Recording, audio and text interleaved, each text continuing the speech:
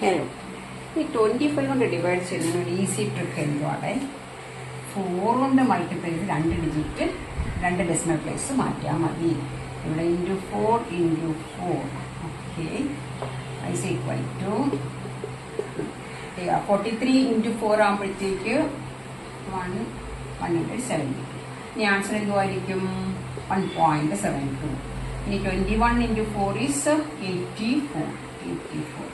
Answer എന്തുമായിരിക്കും? 0.84.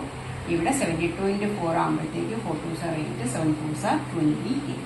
ഇനി final answer എന്തുമായിരിക്കും? 2 digit മാറ്റി കുത്തങ്ങ് കൊടുത്താൽ മതി. ഓക്കെ,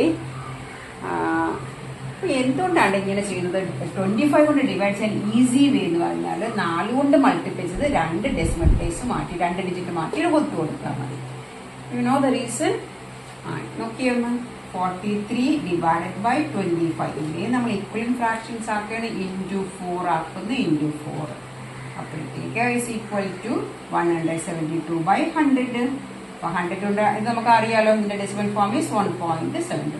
2 0 ആകുമ്പോൾ 2 ഡെസിമൽ പ്ലേസ് മാറ്റി ഇവിടെ കൊത്തു കൊടുക്കും.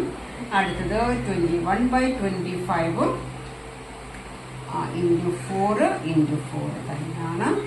is equal to 84 by 100 is equal to 0.84, that is 0.